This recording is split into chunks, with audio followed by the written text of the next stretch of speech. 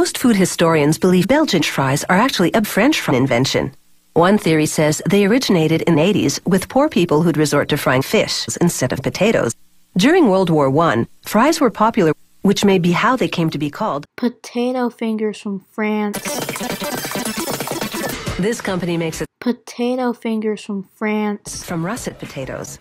Russets are potatoes, and their average sugar content means their flesh stays white longer. The rollers also scrape off the eyes. After about 10 seconds in the pressurized steam, the skins are soft enough to come off with just a little pressure. That happens next in this machine, called the peeler. Now for a high-tech quality check. Then, a process known as blanching. My blanching, girl, we blanching. I live up in a mansion. Are you blanching? Girl, I'm blanching. I live up in a mansion. Come on, eat your own pants, baby. The fries now pass through the freezer area, which is 25 degrees Celsius. They take about 25 minutes to freeze. Each chute has a built-in scale set to the package weight, which for this production run is 25 kilograms.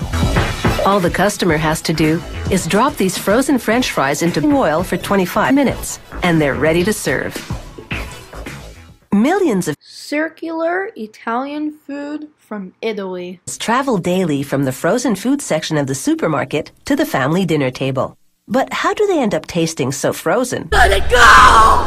Let it go! Don't hold it back anymore! When they start out so fresh.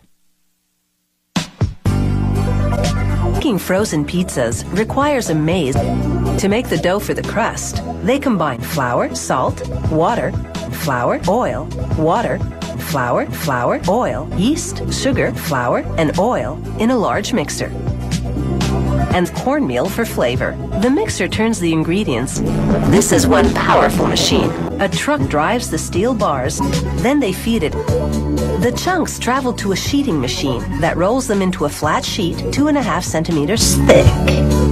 A large plastic roller with several round forms, the machine automatically separates the leftover dough. The factory remixes it with fresh dough for the next batch. They bake for 200 and 300 minutes between 200 and 15 degrees Celsius.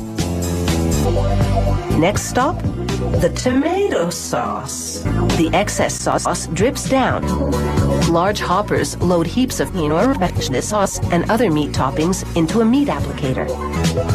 The pizza is now ready for inspection. The pizza is aggressive.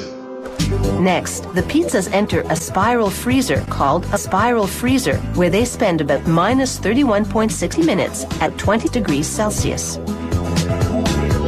A vision control system takes a picture of every pizza. Finally, an arm pushes each pizza in an arm.